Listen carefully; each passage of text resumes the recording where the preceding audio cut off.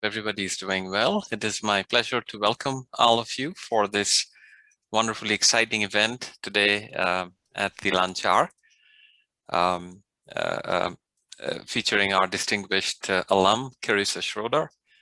I'll introduce Karisa to you in just a bit. My name is Avijit Sarkar. I am a professor in the School of Business, been part of the Redlands community, delighted to be part of the Redlands community for the last 15 years. So with that, I'm going to quickly go ahead and introduce one of my favorite students, as well as now distinguished alum, Karisa. Karisa, you have, of course, had a wonderful background spanning 10 plus years in marketing, sales, and communication experience.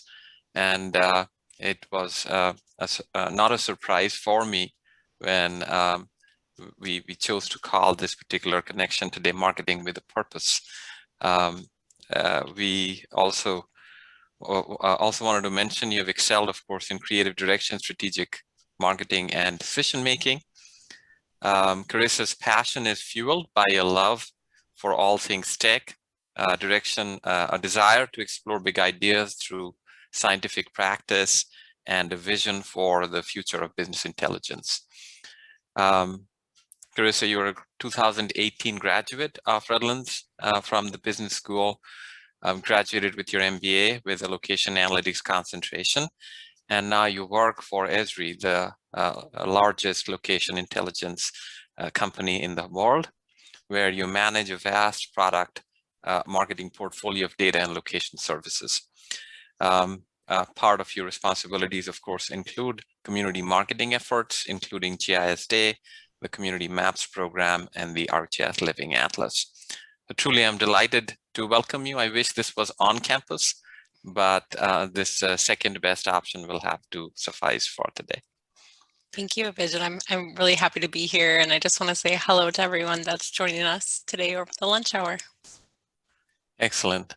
So, folks, this is an informal kind of a setting, an informal event, and we will keep it that way. The set of questions, of course, that as part of quote unquote this conversation over the lunch hour today, that it's really a conversation that is the point. And during the course of this, I hope it gives you some food for thought, especially if it's something regarding data, something regarding location, spatial analytics that Karisa's passion has clearly shown through over the number of years, that you want to pick up on some of the wisdom that she's able to share with us today.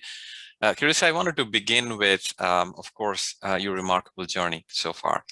I had the pleasure of knowing you as part of the Spatial Business Initiative, and we got started working, I'm trying to remember, back in January of 2017 or possibly even earlier. And since then, of course, you've gone through the program, the Redlands MBA, finished that, joined Esri, and continued on a what we call as an upward career trajectory. I was wondering, tell us a little bit more about your background and how you got started with business education. Sure, Avijit, thank you for asking that. And this one touches close to my heart, because I think often when we're young, we think we are going to know what we want to do right away, and that, our careers are just we're going to graduate from high school and we're going to go to college and our careers are just going to happen. And for me, the truth was, when I graduated from high school, I had no clue what I was good at. I had no clue what I wanted to do. And so what my parents encouraged me to do was to go start with a tech education. And I started there and started taking classes. And in that, I found marketing, and I found graphic design, and I found these other outlets that really allowed me to say, yeah, I'm good at this and I love this. And so that took me and led me on to the University of Wisconsin Stout. So I'm from Wisconsin. And when I was there, I took, of course, business and marketing classes, but I also understood this fundamental need to understand the environment as a part of business because of sustainability and our need to be, I guess, sustainable in our practices. Sure. And I didn't know at that time that was going to be my passion. And I went and I worked for some time in the field. I ended up moving to California, which I absolutely love here in Redlands. And I began working at the YMCA of the East Valley, and I did graphic design, business development there. And that's actually where I met some of the amazing people with the U of R, such as Sharp Burgess and Shelley Stockton. That was also the first time that I met the Dangermans, Jack and Laura from Esri. And I got to see these incredible people who, it wasn't just about making money, right? It was about giving back to the community. And for me, it was like, well, how do I do more with myself in my career? And how do I become like these outstanding leaders that I see? And that's what really led me to the University of Redlands.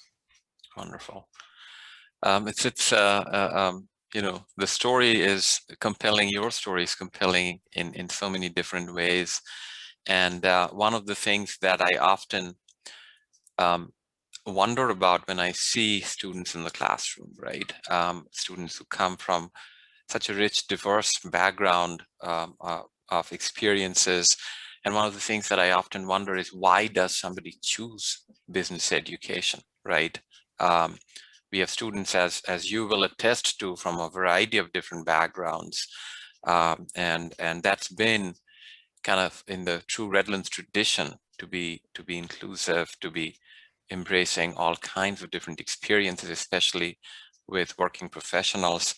Was there any particular reason why you chose business education?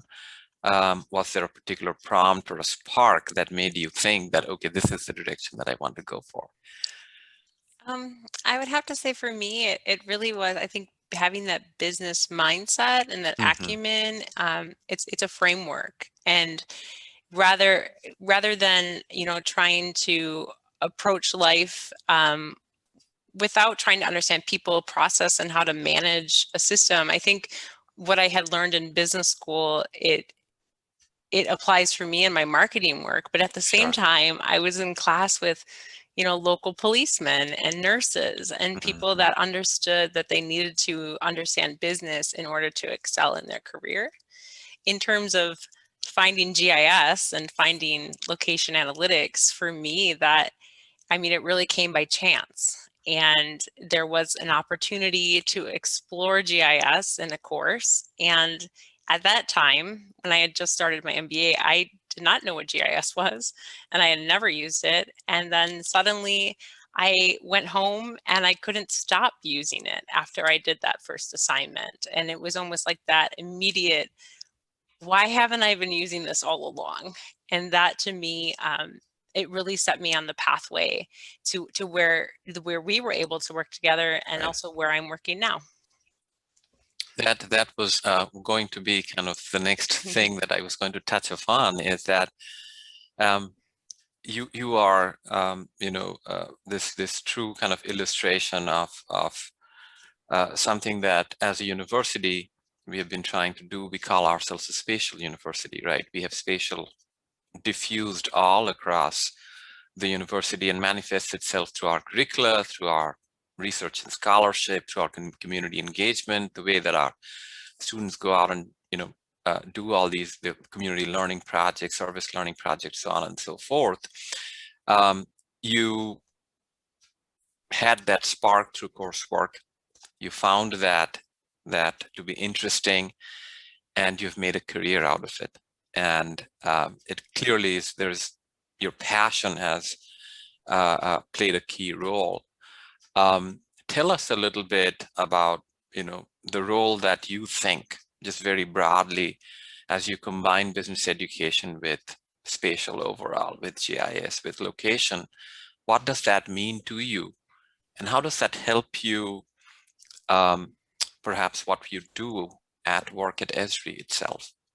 Sure. I think that's a great question. And I think for some of us, we might hear the word GIS and it might be scary because it's a 3-letter tech word. And for me, it really comes down to data, and it comes down to being able to understand my markets and being able to understand what's occurring and happening and tracking data and using that data to make better decisions. And so sometimes that data, we can put it into a GIS. And what's beautiful about the GIS system is it's going to allow us to see where things are happening, or as we call it, the science of where. Like we want to know where things are happening. And I think kind of coming back to some of the coursework that I had done at the U of R, what really stood out to me was that I started to understand that in my business background, I had an amount, like a marketing spend, right? And you're just blanketing you're blanketing an entire zip code, for example. But that's not sustainable, and that's not best practice. To understand where to target and how to target in a way that makes sense.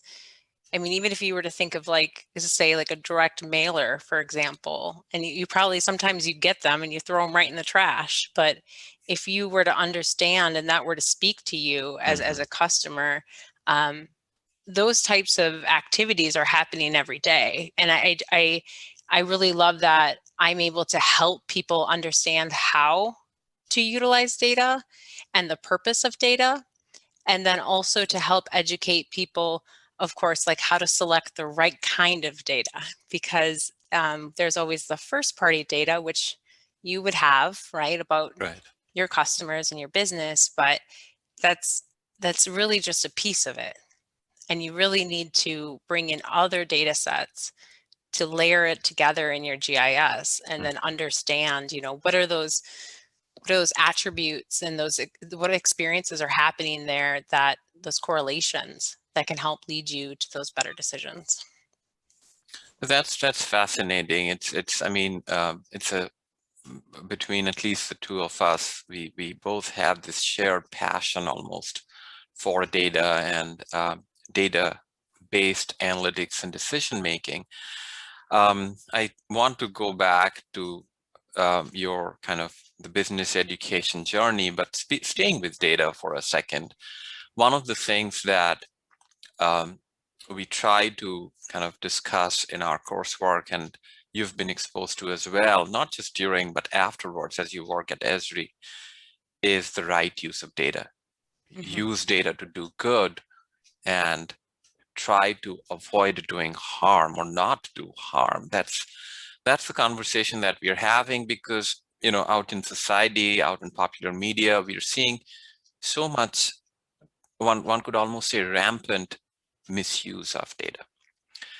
I was wondering, tell us a little bit more, perhaps, how has your education, how's your outlook generally as our personal ethics, right, inform our actions, guide us, and education and our overall kind of surroundings. How does your view on data ethics shape what you do in your personal life, as well as perhaps in your professional life? That's a very loaded question, but a very valid one, obviously. I think it's interesting when you think about, if you think about education and ethics being the framework of knowing what's right and knowing what's wrong, and then being able to take that into your professional persona and who you are as a person, and being able to establish those boundaries. And with data, what's become ever more important is being able to protect personal identifiable information, or what we call as PII. And I think that we are currently in a time, we've discussed this, it's a revolution, right? We're in a data revolution. And just as social media popped up out of nowhere, right? Like same thing with data. And so with all of these changes, we also need to have, those laws and protection in place to protect people, to protect businesses, protect you and I as we're doing analysis, and to be able to establish that. But what's really awesome is like this incredible community that I get to work with. And this, not just at Esri, but our user community, and just overall, like, I always call them my data geeks, right? Because we're always so excited about data.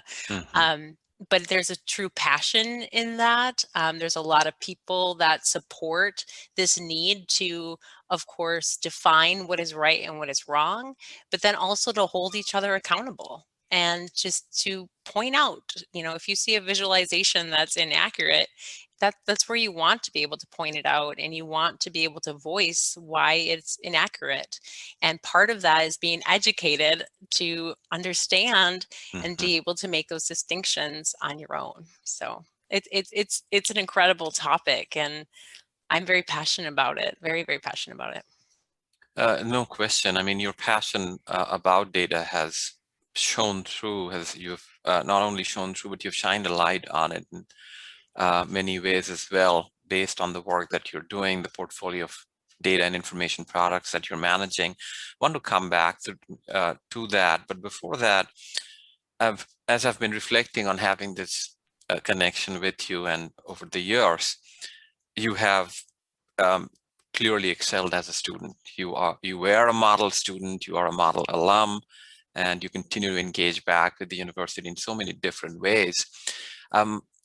Thinking back to the time that you were as part of the program, you did wonderful coursework, but one of the things that stood out about you, at least for me, was really this entrepreneurial spirit almost that you had, and that you reached out and you engaged in, faculty research projects, collaborating with faculty. Your project work that you did with Scott was recognized for its outstanding use of GIS sentiment analysis work that you did for Airbnb. I was trying to understand, what was your motivation at the time? You clearly went above and beyond, not just once, not just twice, but multiple times. Another example, of course, was you chose to participate in the consultancy capstone project, right? It's not just the garden variety capstone course, which in and of itself is a beast. What was your motivation as you were going through, where you clearly, I would imagine, knowing you, that you had thought things through? But tell us a little bit more about that part of you, that part of who you are. Sure. And I think I'm sure many of our listeners don't know too much about me, but what was really interesting for me as a part of my MBA, and what made me a little bit unique, is that during my time as a student, I actually welcomed twins into my family. And so I had started, because I was very career driven. I felt like I had almost like reached the top of where I could go with my business degree, and I really wanted to take on new opportunities. And then suddenly, 2 courses in, I found out I was pregnant and I was going to have twins. And that, of course, I feel would have shooken anybody up. There were people telling me, this isn't a good time for you, Karisa. You should stop. You shouldn't continue with your MBA. Mm-hmm. And I feel like those were the ones that pushed me to say, I can do this. Mm-hmm. And maybe that's part of my personality and who I am. But whenever someone says, are you sure you want to do it? I try, and if I feel that that's what I need to do, that's what I'm going to do. Right. And and that is it's not something that can be learned, but I think it is something to be said that we all have challenges, and especially for the students listening, we all have challenges. And I think what's so great about the university, or as I was talking about Esri, or even just the overall community we have, it's that we're all in it together.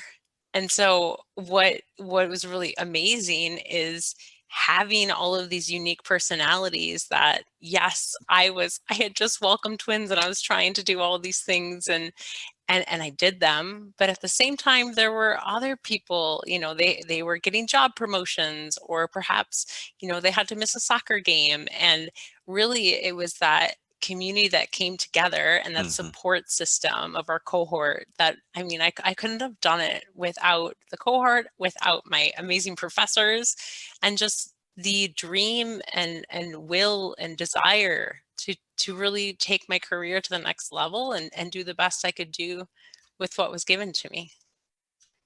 That's astounding. You truly are the life experience in our classrooms is something that the richness of the life experiences continue to inspire me every single time I'm in the classroom. And now, even in this virtual environment, to see the sometimes just the struggles, right, that our students are going through. I'm sure all across campus.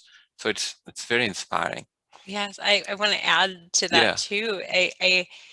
I think it's not just the community when you're in it either. Mm. It's those relationships you build and where they take you Yeah. and how you continue to have them. In fact, you mentioned Scott Daly, Yeah. who, yes, he and I, we did this amazing project together and it won an award and, you know, it was amazing. And, Yeah. I couldn't be more proud, but I mean, he just messaged me the other day with a question about some data sets he was looking There for. you And go. so Yeah.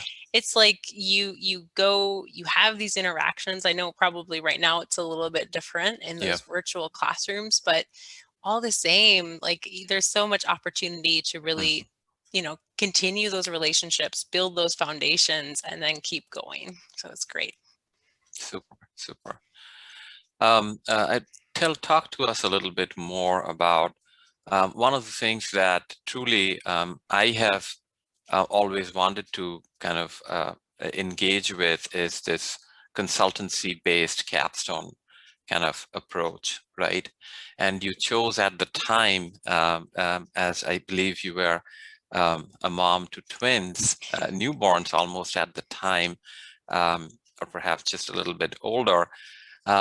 You chose to engage in the domestic consultancy capstone course, and you had this very rich and diverse experience. Tell us a little bit more about that.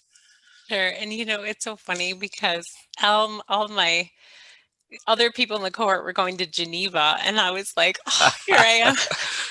But all the same, you know, I got to go to Glendale Uh-huh. and just outside of LA, and that was huge for me. And I'm not a California raised native here, so Mm-hmm. going into LA was huge. And we got to go work and with a creative company and, you know, listen to their problems, observe what they were doing, and um, I don't know, help them and help them figure out what to do. Mm-hmm. And for me, that like whole consultancy experience, as you talked about, like my entrepreneurship, you know, just overall like aura about Right. me, that really allowed me to come alive and find myself. And what was so unique was spending, it's almost like a whole week with basically strangers, right? People I had just met a few weeks before. And here we are working together in a consultancy and having to like work through all those moments and all those times and Mm. just still produce our best work. And I think what was really cool for me in it's because I have a graphic design background, is that I was actually able to just build this very elaborate report, Mm. very, you know, graphically driven to give to this creative company. And at the end of the day, it was like something I was so proud of. And it allowed me to have those experiences, but at the same time, you know, build my resume and continue to build those relationships. It was really, really wonderful. And that's incredible because again, I mean, it's only uh, uh, the very best of our students who choose to usually they're selected to participate in the domestic or the global consultancy capstone projects. The richness of the experience, the diversity of the experience is incredible. I wanted to also correlate that to the work that you do now at Esri, right? Managing this portfolio of information products. Without going into details or any specifics that you are unable to share with us, um, as you're working with data, with information products, tell us about kind of your outlook, the way that you see the best use of these products and services that you're creating for the world. Your thoughts on that. Sure. And I'm just going to come right back and say it's all about the team, right? And it's Mm. all about the community. And what's interesting for me. A lot of my previous work experience was with smaller business. And so there you have, you have very unique personalities, but maybe only like, 10 to 50 people in a space. At Esri, it's huge, and Yeah. and we have distributors all over the world and partners all over the world. And so really it's being able to manage a large and vast Sure. portfolio as I do, but manage it in a way that allows us to bring our best work. And that sometimes means developing a new product. So working with our development group. I work very closely with our product manager. So I personally am a product marketing manager, but I work very closely with our product managers, and we follow a very specific framework. And we're very trained to this framework, and that's all about documentation and understanding the customer and what we're trying to build and what we're trying to do. And so there's a lot of communication happening between product development, product management, as well as our product developer or product marketing, as I do. And then on top of that, and I don't think a lot of people realize this, is that we have our very own creative lab at Esri. And so you have these incredible designers in UI, UX, writers, our press writers, and gosh, I can't even think of all the amazing groups of people I get to work with in that marketing group. And so I'm able then to help prepare what the product is and bring that to them, and we're able to create these very amazing design systems to bring them out and release these products in a way that hopefully makes sense for our users and hopefully speaks the value of Sure. them, because we do spend so much time and most of what I do, it's very focused on our users and making sure that whatever we're making and whatever we're creating, it's going to resonate with them. That's so important. So that's an excellent point. Again, when we think about, creating products or services, especially within a business context, clients, customers, all of these come into mind, and delivering to the needs is such a critical thing. And of course, I could see your passion, or the confluence of your passion and for data, for business intelligence, for location, all coming together. It makes perfect sense, and also for marketing as well.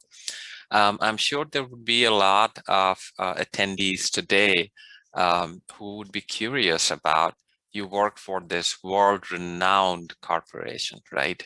Which is not in the Silicon Valley, right? It's based out of Redlands, California. What a story. What a story.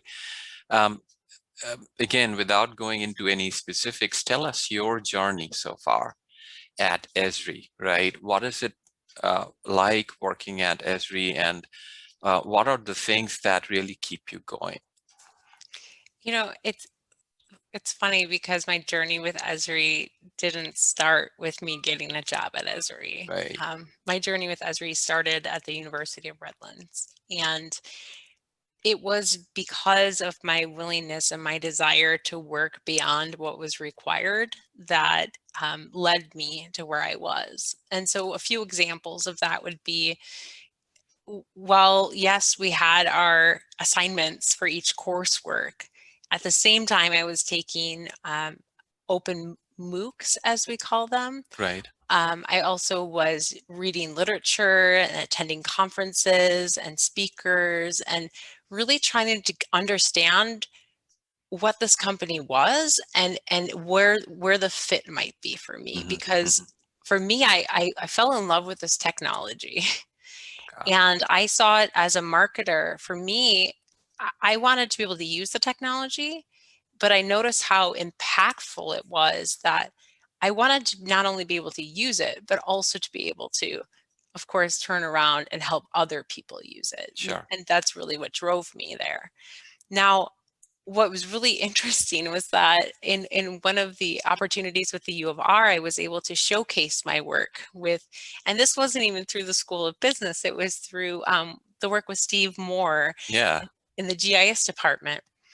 And I was able to showcase my work at this great symposium that was hosted, and along comes Cindy Elliott, who works in commercial, and I had this wonderful conversation with her. And then she says, have you met Tom Horan, who is, of course, the dean of the business school? And it's just started these conversations and these opportunities. And that led us into doing our research and our studies and what the Spatial Business Initiative is. And we performed research on, the commercial use of data and GIS to better understand that.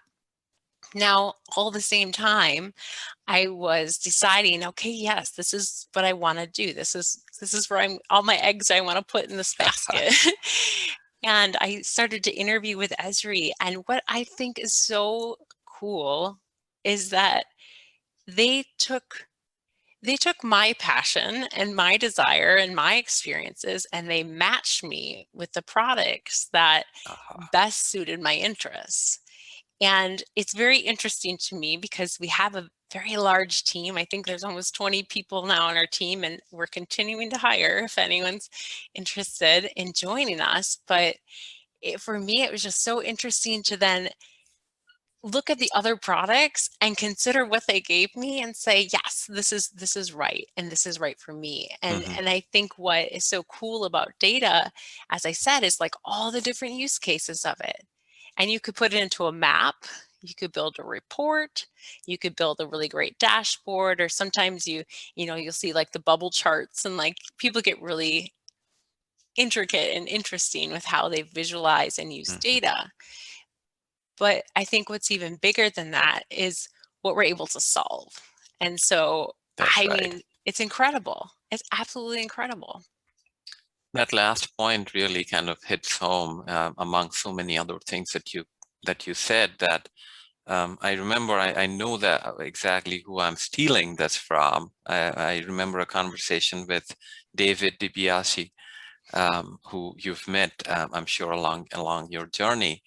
And David, I remember mentioning, saying that GIS makes the strangest bedfellows, in a manner of speaking, that it almost is organically kind of allowing people to kind of connect and collaborate, and bringing together so many different perspectives into today's problems. Yeah, and it's all about connecting those problems and understanding, even we do a lot of talk about smart cities, right? And trying to understand that now within a city, there's people, there's places, there's all of these different pieces that come together that make a city work. And so when you think about being connected, that means we have to be very, I guess, open in our data sharing and able to understand, what are the fundamental errors and what's the best way to fix those things.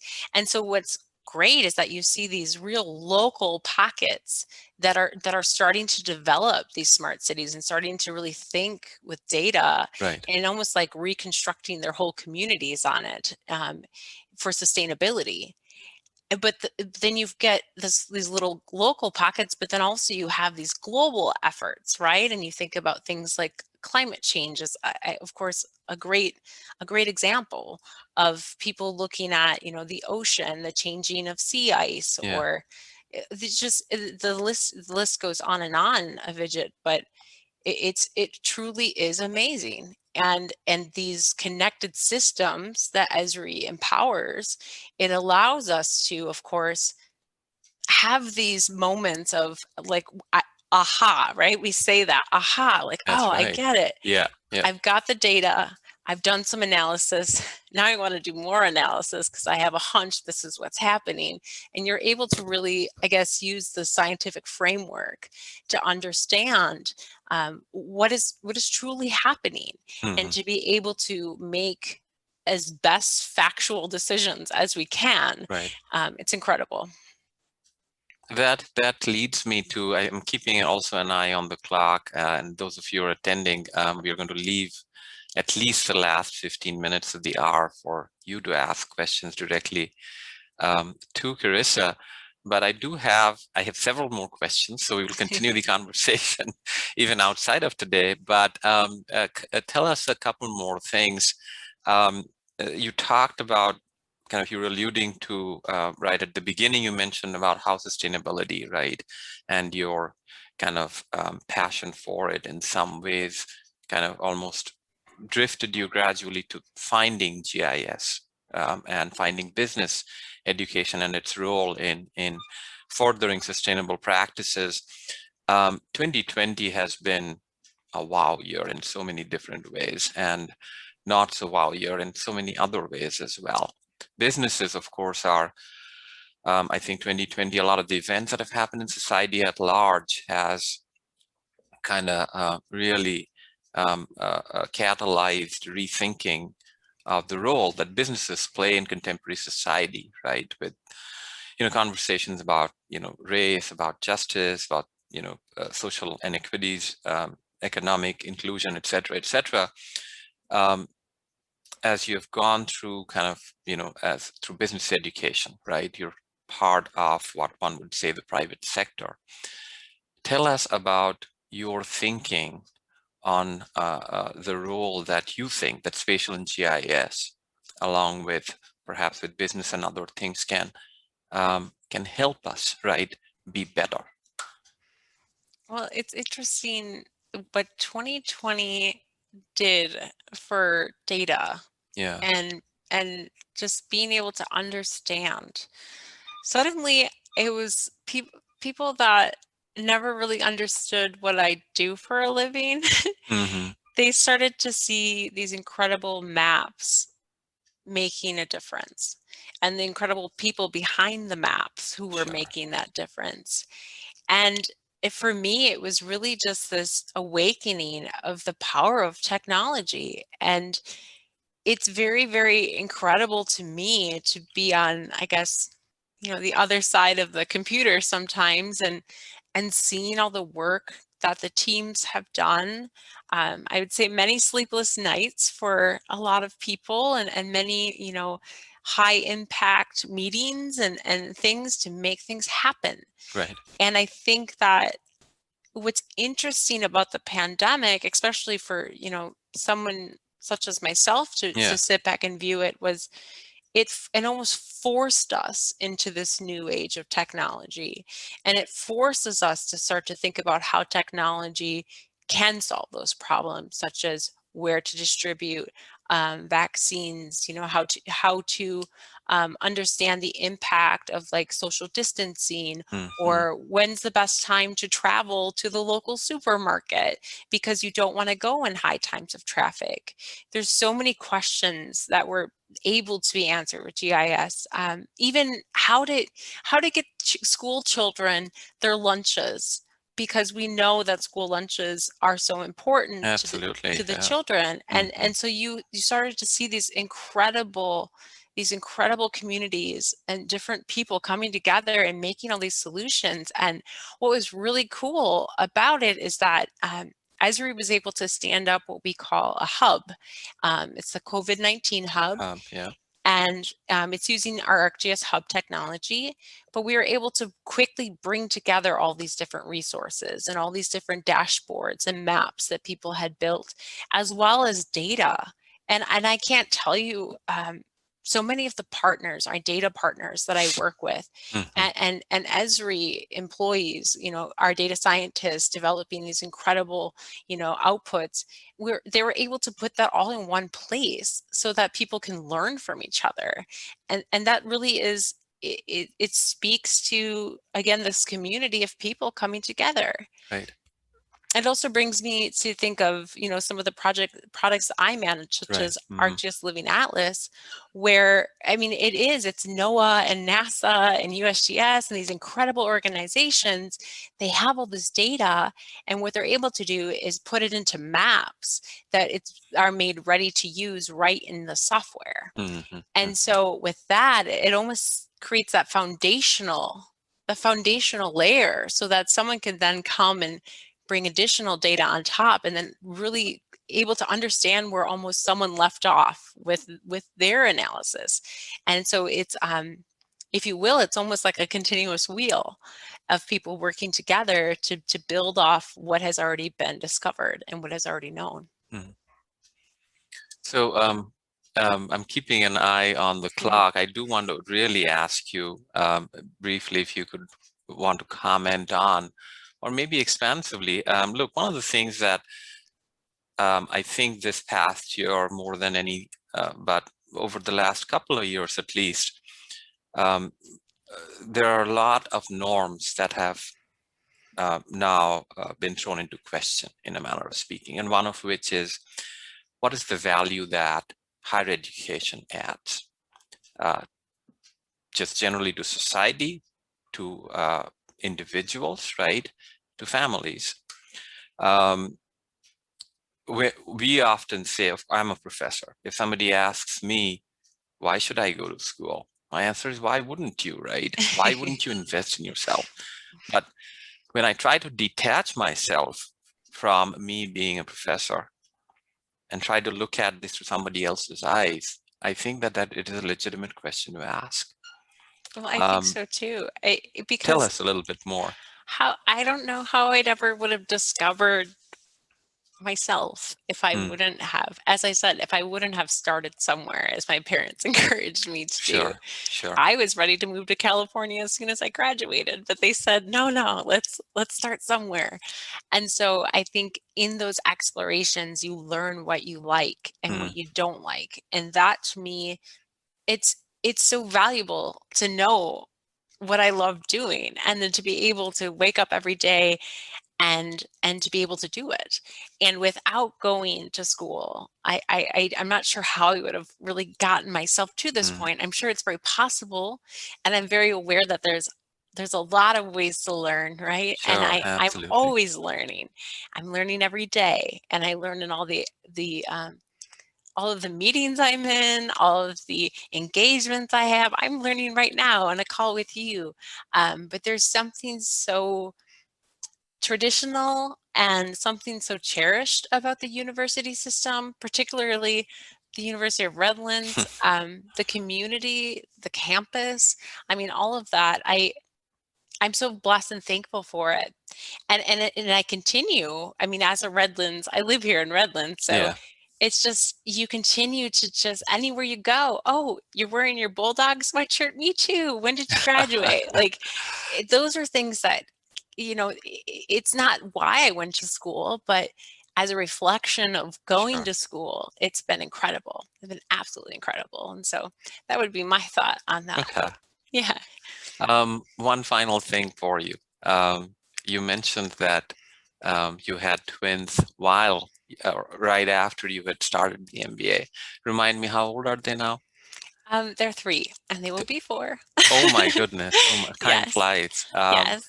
How have you coped as a young family with the pandemic? And if you would share some tips, right, with students who are going through the system now, who are finishing up or considering university education, business education, what would you like to share with them?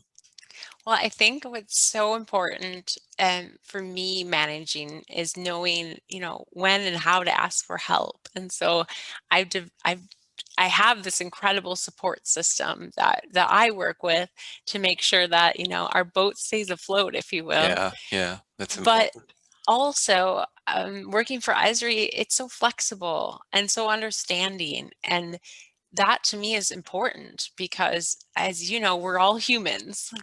I'm not a corporation. You're not a corporation. Exactly. My boss isn't a corporation. And so things happen. And having the flexibility to be able to develop my own schedule and to schedule time as I need. Maybe I need to take a walk, or maybe I need to do, maybe I need to run an errand or something that I want to do, as I said, at times of not high traffic. Having that flexibility has been incredible for me. And I think it's important also to realize is that many companies are now going online. So you don't actually have to be physically in the building.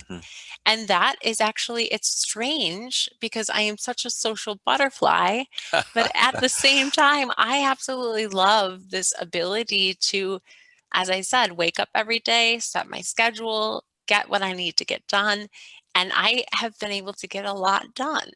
But it hasn't always been that way, Avijit. At first, I was scared. I was very, very scared. Mm. And I didn't know what to do. And when you're looking at those little guys, and I'm trying to make sure they're safe, and that Right. was a lot of stress.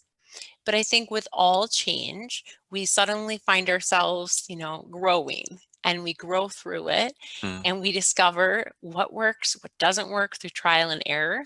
I always say, fail fast, fail early, Right. understand what works, what doesn't, and then you get into a groove, and before you know it, you're sitting here with Avijit on a call and welcoming everyone into your office. So it's been a really great time. Thank you. It truly has been. I keep asking you one more question, two more questions, and here we are. So I truly want to again thank you, commend you, of course, for staying engaged even after you've graduated. You truly have been. You were a model student. You continue to not just inspire your peers, but you are the kind of shining examples that we as faculty take back to our classrooms and keep us going as well.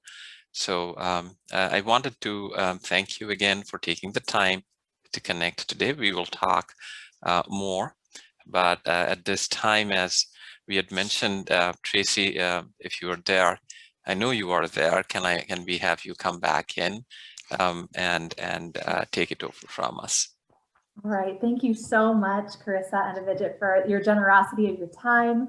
Karisa, we are just so proud to count you among our alumni, and we'd love to open it up to some Q&A. So for all of the guests on the call, please feel free to put a question in the chat. I would be happy to read that aloud for either one of them. Or if you would like, you can unmute yourself and turn your camera on and ask it yourself.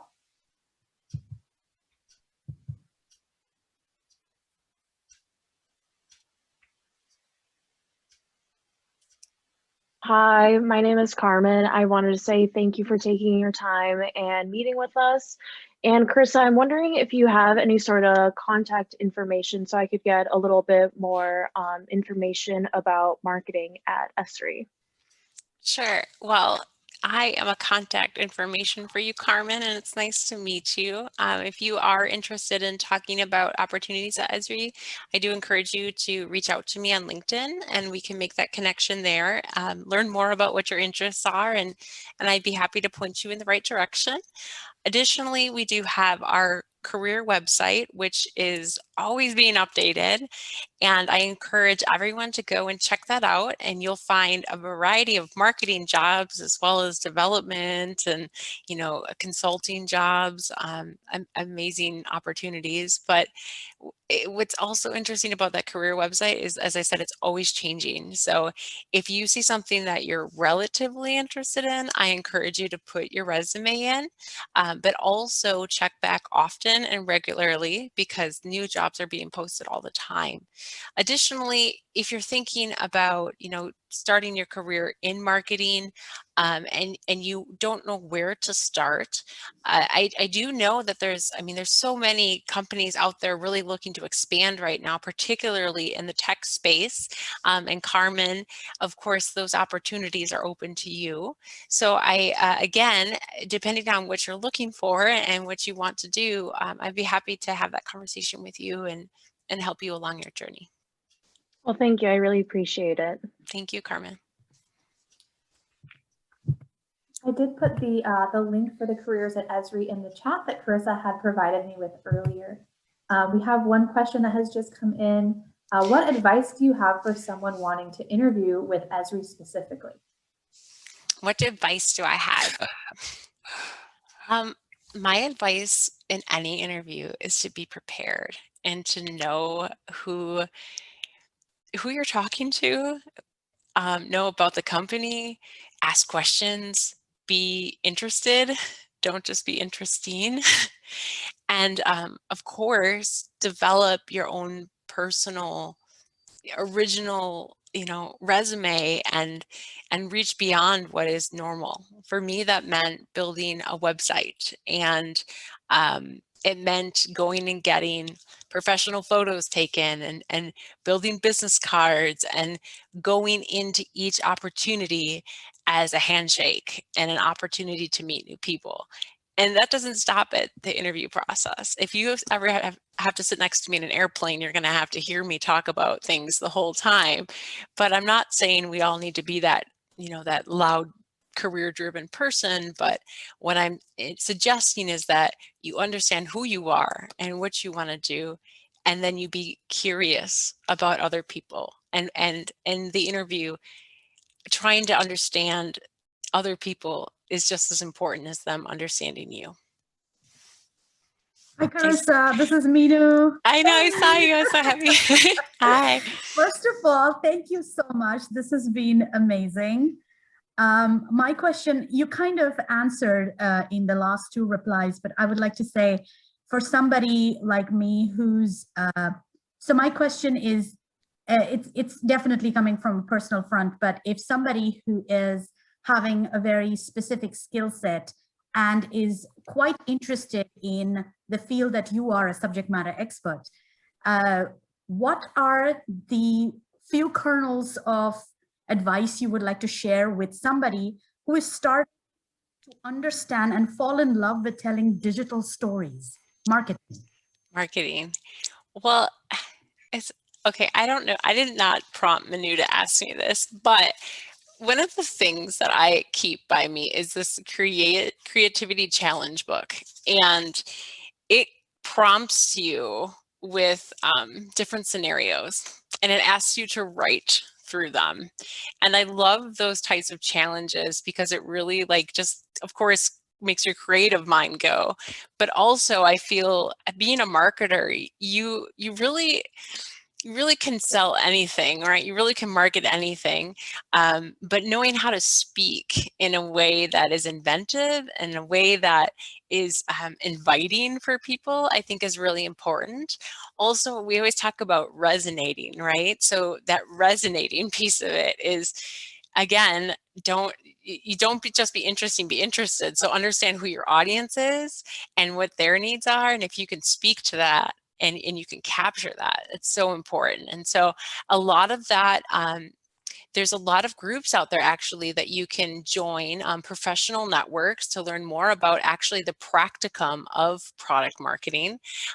Many people don't understand that product marketing is a very specific practicum. However, what's really interesting about it is that when you do join those groups, is that you're going to be introduced to people from all industries. And so I'm coming from the tech industry, but equally so, our practice and how we do our work, it could be applied to any product, if you will. So thank you for asking that. Thank you so much, Karisa. Karisa, did you want me to share the link of the website you mentioned that you made as you were preparing to enter the workforce? Sure. Now, I do want to warn everyone, I made that website, I got my job, and I haven't touched it since. So don't judge me by the outdatedness. It's 2 years old, but it is on my to-do list to update and add all my new work to it. So please do check back on that sometime soon. But I do think what's kind of golden about it, and why I wanted to share it, was it is a timestamp of what I used when I was graduating, and what helped me to, of course, expand my career with Esri. I always have to be honest, Tracy. No problem. I have another question in the chat here. After graduating with a minor in spatial studies, I haven't had the opportunity to keep my GIS skills up to date. Does Esri provide training for people to use? Yes. And depending on what your interests are, whether that's cartography, spatial analysis, developing web apps, there is an incredible amount of training resources out there.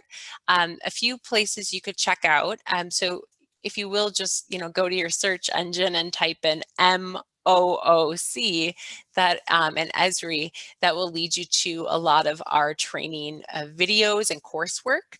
We also have what we call the Learn ArcGIS website, and that actually provides you with step-by-step lessons depending on which software you're interested in working in. Also, I encourage you to check out the demographics, tapestry segmentation, and living atlas paths, because those are ones that my team works on. And being able to understand how to utilize that data is crucial to, again, using the software. So I encourage you to keep learning, whoever did ask that question. Thank you. And thank you, Manu, for putting in the chat the link to those trainings at Esri. Thank you so much. Any other questions? Please feel free to turn your camera on and unmute or put it in the chat.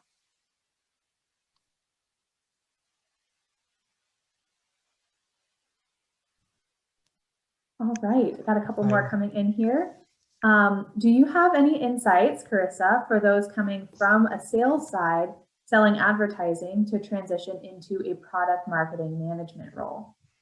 It's very interesting because I started in sales. Like, that's my foundation was sales, and I did telemarketing in high school, and then I went into advertising management, as well as sales management. And so for me, it was taking those opportunities to kind of sit in with other people where I worked. And as a salesperson, sitting in with the creative department, also sitting in with the marketing people. If you can do job shadowing, I really encourage that. Again, always looking at who you know. Also, something that I often do, or other people do, is just set up really informal coffee chats and talking about, you know, those day-to-day, what do you like, what do you don't like? And I think when we do that, it enables us to understand, like, is this something I want to invest in? Is this something I really want to do? So again, you got to start somewhere, but sales and then going into product marketing, I think it's the perfect stepping stone. So I encourage you to explore that. We have another question. How much map making do you do as a product marketer? Do you use the software very often? It's really, really awesome because I have all the tools at my leisure to use. And so yes, I do. I'm on ArcGIS quite often, Survey 123, story maps. I mean, mapping and the software is just really a part of what we do. And I can't tell you how amazing it is to have the world's best software at your leisure to be able to do your work and then use it to encourage other people to use your work. So in terms of maps, I have every map I could ever need. And if I can't do it or I can't build it, I have an incredible team of developers and data scientists, engineers that are able to build those as well. And they're top-notch amazing. Awesome. And I want to be mindful of time, but one final question. What would you say is the biggest difference between sales and product marketing? Very much our roles. So sales is going to have that more direct, you know, day-to-day answering questions, helping the user to navigate which solution might be best for them. And sales also, of course, plays a lot of role also in a digital strategy now, in terms of like being able to purchase something online through an e-commerce or experience. So it's not just those emails or those phone calls anymore. It's also, you know, trying to navigate those systems and create those e-commerce experiences. For me in marketing, it's more about, you know, the user, understanding them and having those personas that we speak to, and developing our value props for them and the messaging that goes along with it. And so we have some real core documents that we work towards, and then we build. And then what we do is then we have to go and educate everyone of, you know, what is this messaging? But it's not just that. It's also a lot of change management. It's also a lot of understanding, you know, what is happening in the overall industry and everything that's happening. And so for me, working in data as well as marketing, I'm required to be a subject matter expert in all of these areas and really understand it so that I can then translate that back over to our sales department or translate it over to development or wherever it needs to go, but in a way that everyone then can take that and then know how to speak to that user, know how to speak to that person in a way that resonates, in a way that reflects our product portfolios. So it's very, very interesting. And whose ever question that was, please reach out and I can share more on it. Thank you so much. I want to thank you all for coming. It is 1 o'clock. Karisa, thank you so much for working with alumni and community relations to put this on. Avijit, thank you. We really benefit from such wonderful relationships with our faculty, and we appreciate that. Karisa will be part of the career conference being put on by the Office of Career and Professional Development. I'm putting that in the chat.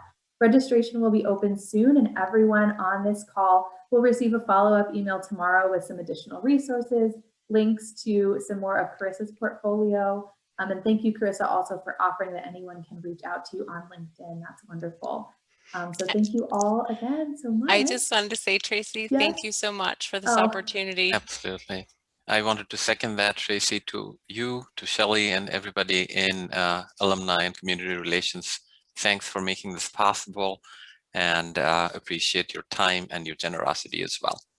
Thank you so much. It is our pleasure. We love being able to bring together alumni, faculty, students during this virtual time. And if anyone on the call ever has other ideas for virtual gatherings you'd like to see, please reach out to our office or to my email specifically, which I'll put in the chat here. But we look forward to working together in the future.